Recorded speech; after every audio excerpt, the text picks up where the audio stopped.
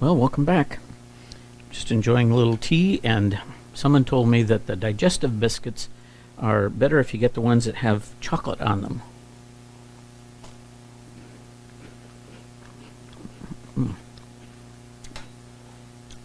Personally, I think everything goes better with chocolate.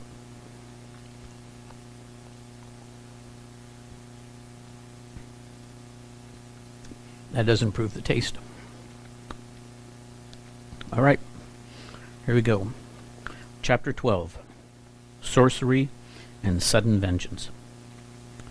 Meanwhile, Trumpkin and the two boys arrived at the dark little stone archway which led to the inside of the mound. And two sentinel badgers, the white patches on their cheeks were all Edmund could see of them, leapt up with bared teeth and asked with snarling voices, "Who goes there?" "Trumpkin," said the dwarf, "bringing the High King of Narnia out of the far past." The badgers nosed at the boys' hands. "At last," they said, "at last." "Give us light, friends," said Trumpkin. The badgers found a torch just outside the arch, and Peter lit it and handed it to Trumpkin. "The DLF had better lead," he said. "We don't know our way around this place." Trumpkin took the torch and went ahead into the dark tunnel. It was a cold, black, musty place, with an occasional bat fluttering in the torchlight, and plenty of cobwebs. The boys, who had been mostly in the open air since the morning at the railway station, felt as if they were going into a trap, or a prison. "I say, Peter," whispered Edmund, "look at those carvings on the walls. Don't they look old? And yet we're older than that. When we were here last, they hadn't been made." "Yes," said Peter, "makes one think." The dwarf went on ahead and turned to the right, and then to the left, and then down some steps, and then to the left again. Then at last they saw a light ahead, a light from under a door. And now for the first time they heard voices, for they had come to the door of the central chamber. The voices inside were angry ones. Someone was talking so loudly that the approach of the boys and the dwarf had not been heard. "I don't like the sound of that," whispered Trumpkin to Peter. "Let's listen for a moment." All three stood perfectly still on the outside of the door. "You know well enough," said a voice. "That's the king," whispered Trumpkin, "that the horn was not blown at sunrise this morning. Have you forgotten that Miraz fell upon us almost before Trumpkin had gone, and we were fighting for our lives for the space of 3 hours and more, and I blew it when I had first had a breathing space?" "I'm not likely to forget it," came the angry voice, "when my dwarfs bore the brunt of the attack, and 1 in 5 of them fell." "That's Nickabrick," whispered Trumpkin. "For shame, dwarf," came a thick voice. "Truffle hunters," said Trumpkin. "We all did as much as the dwarfs, and none more than the king." "Tell that tale in your own way for all I care," answered Nickabrick. "But whether it was from the horn was blown too late, or whether there is no magic in it, no help has come. You great clerk, you master magician, you know-it-all, are you still asking us to hang our hopes on Aslan and King Peter and the rest of it?" "I must confess, I cannot deny. I am deeply disappointed in the result of the operation," came the answer. "That'll be Dr. Cornelius," said Trumpkin. "To speak plainly," said Nickabrick, "your wallet's empty, your eggs addled, your fish uncaught, your promises broken. Stand aside, then, and let others work. And this is why." "The help will come," said Truffle Hunter. "I stand by Aslan. Have patience, like us beasts. The help will come. It may even be now, at the door." "Pah!" snarled Nickabrick. "You badgers would have us wait till the sky falls and we can all catch larks. I tell you, we can't wait. Food is running short. We lose more than we can afford at every encounter. Our followers are slipping away." "And why?" asked Truffle Hunter. "I'll tell you why. Because it's noised among them that we have called on the kings of old, and the kings of old have not answered.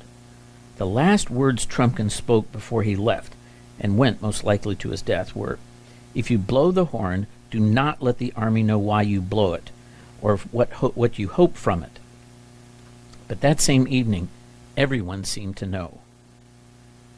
"You'd better have shoved your gray snout in a hornet's nest, Badger, than suggest that I'm a blab," said Nickabrick. "Take it back, or—" "Oh, stop it, both of you," said King Caspian. "I want to know what it is that Nickabrick keeps on hinting we should do. But before that, I want to know who those two strangers are whom he has brought into our council and who stand there with ears open and their mouths shut." "They're friends of mine," said Nickabrick. "And what better right have you yourself to be here than that you are a friend of Trumpkin's and the Badger's? And what right has that old dotard in the black gown to be here except that he's your friend? Why am I to be the only one who can't bring in his friends?" "His Majesty is the king to whom you have sworn allegiance," said Truffle Hunter sternly. Court manners, sneered Nickabrick. "But in this hole we may talk plainly.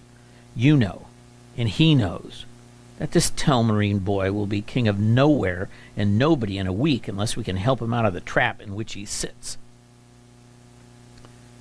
"Perhaps," said Cornelius, "your new friends would like to speak for themselves. You there. Who and what are you?" "Worshipful Master Doctor," came a thin, whining voice, "so please you, I'm only a poor old woman, I am, and very obliged to his worshipful dwarfship for his friendship, I'm sure. His Majesty, bless his handsome face, has no need to be afraid of an old woman that's nearly doubled up with the rheumatics and hasn't 2 sticks to put under her kettle.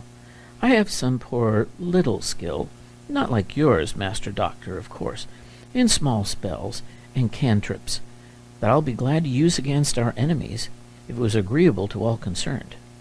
For I hate 'em. Oh, yes, no one hates better than me." "That's all very interesting and satisfactory," said Dr. Cornelius. "I think I now know who you are, madam.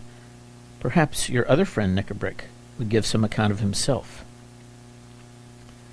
A dull gray voice, in which made Peter's flesh crept, replied, "I'm hunger. I'm thirst. Where I bite, I hold till I die. And even after death, they must cut my mouth off of my enemy's body and bury it with me. I can fast 100 years and not die. I can lie 100 nights on the ice and not freeze. I can drink a river of blood and not burst. Show me your enemies." "And is it in the presence of these two that you wish to disclose your plan?" said Caspian. "Yes," said Nickabrick, "and by their help I mean to execute it." There was a minute or two during which Trumpkin and the boys could hear Caspian and his 2 friends speaking in low voices, but could not make out what they were saying. Then Caspian spoke aloud. "Well, Nickabrick," he said, "we will hear your plan." There was a pause so long that the boys began to wonder if Nickabrick was going to begin. When he did, it was in a lower voice, as if he himself did not much like what he was saying. "All said and done," he muttered, "none of us knows the truth about the ancient days of Narnia." Trumpkin believed none of the stories. I was ready to put them to the trial. We have first tried the horn, and it has failed. If there ever was a High King Peter and Queen Susan and King Edmund and Queen Lucy, then either they have not heard us, or they cannot come, or they are our enemies. "Or they are on the way," put in Truffle Hunter. "You can go on saying that till Miraz has fed us all to his dogs. As I was saying, we've tried one link in the chain of old legends, and it has done us no good." "Well, but when your sword breaks, you draw your dagger. The stories tell us of other powers beside the ancient kings and queens. How if we could call them up?" "If you mean Aslan," said Truffle Hunter, "it's all one calling on him and on the kings. They were his servants. If he will not send them, but I make no doubt he will, isn't he more likely to come himself?" "No. You're right there," said Nickabrick. "Aslan and the kings go together. Either Aslan is dead, or he is not on our side, or else something stronger than himself keeps him back. And if he did come, How do we know he'd be our friend? He was not always a good friend to the dwarfs, by all that's told. Not even to all the beasts. Say the wolves. And anyway, he was in Narnia only once I ever heard of, and he didn't stay very long. You may drop Aslan out of the reckoning. I was thinking of someone else. There was no answer, and for a few minutes it was so still that Edmund could hear the wheezing and snuffling breath of the badger. "Who do you mean?" said Caspian at last. "I mean a power so much greater than Aslan's that it held Narnia spellbound for years and years, if the stories are true." "The White Witch!" cried three voices all at once, and from the noise Peter guessed that all three people had leapt to their feet. "Yes," said Neckabrick very slowly and distinctly. "I mean the witch. Sit down again.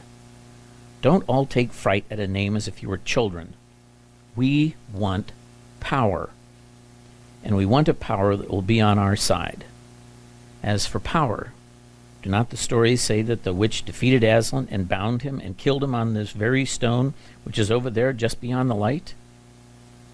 "But they also say he came back to life again," said the badger sharply. "Yes, they say," answered Neckabrick. "But you'll notice that we hear precious little about anything he did afterwards. He just fades out of the story. How do you explain that if he really came to life? Isn't it much more likely that he didn't, and that the stories say nothing more about him because there is nothing more to say?" "He established the kings and queens," said Caspian. "A king who has won a great battle can usually establish himself without the help of a performing lion," said Neckabrick. There was a fierce growl, probably from Truffle Hunter. "And anyway," Neckabrick continued, "what came of the kings and their reign? They faded too. But it's very different with the witch. They say she ruled for 100 years. 100 years of winter.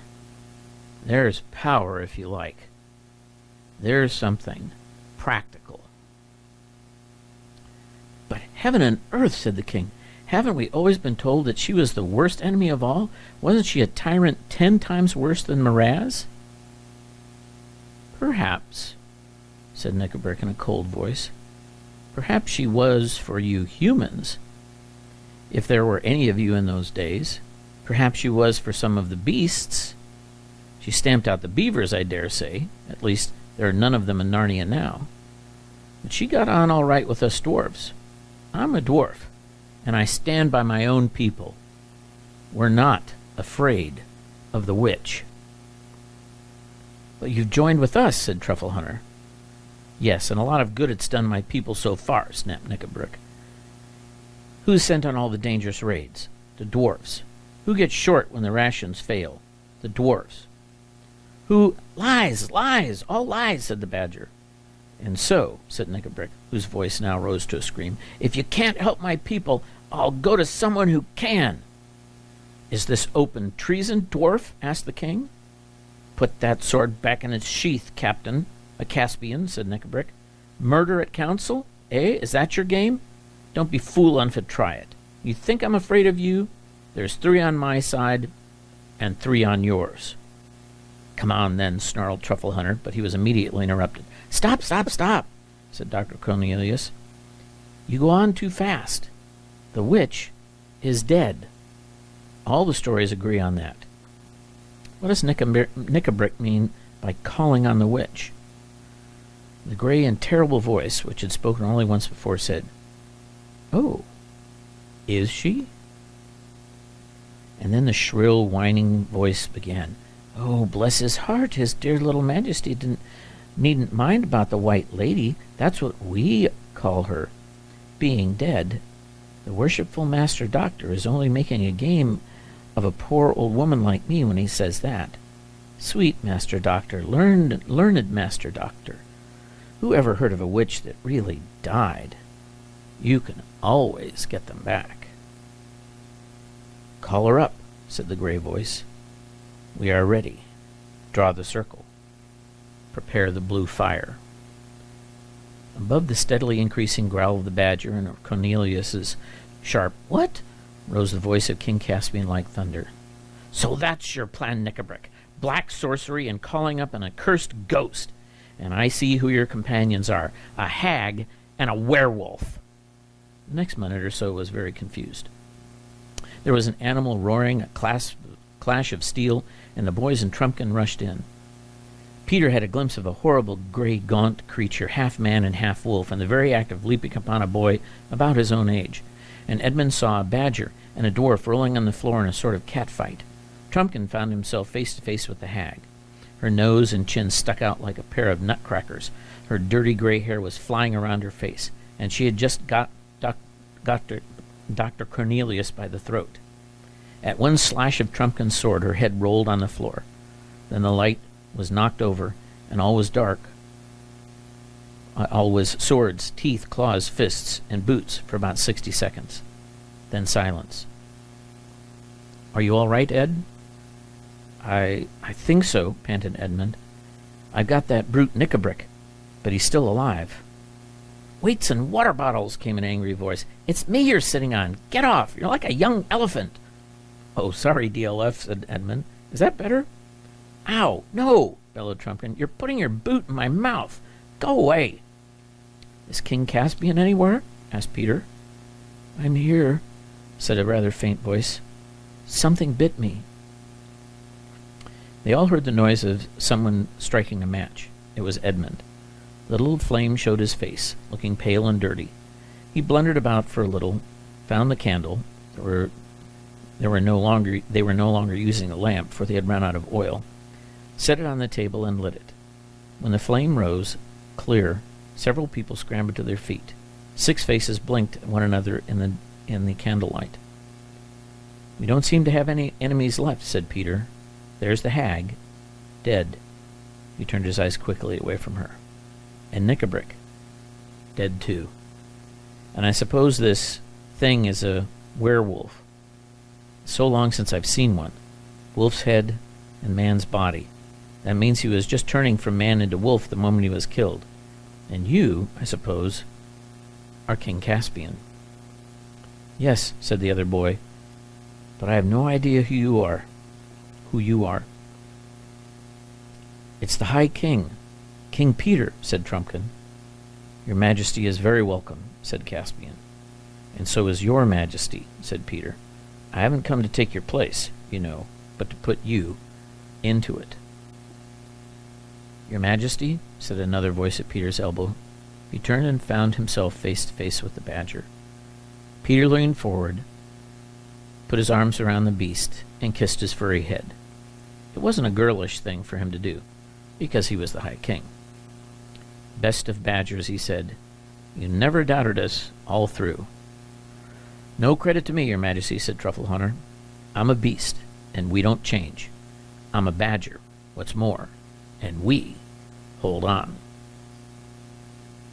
"I'm sorry for Knickerbrick," said Caspian, "though he hated me from the first moment he saw me. He had gone sour inside from long suffering and hating.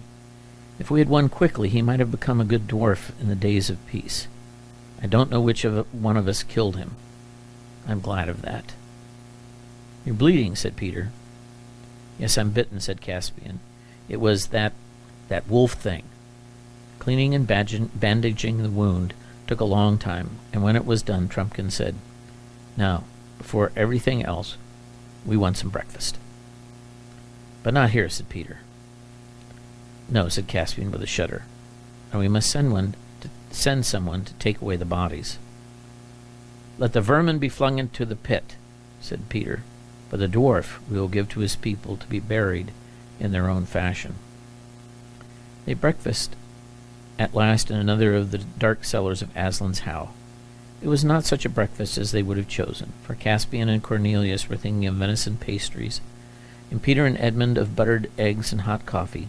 But what everyone got was a bit of cold bear meat out of the boys' pockets, a lump of hard cheese, an onion, and a mug of water. But the way they fell to it, anyone would have supposed it was delicious. That's the end of chapter 12. That part of the battle's over. Have a good night's sleep. See you tomorrow night.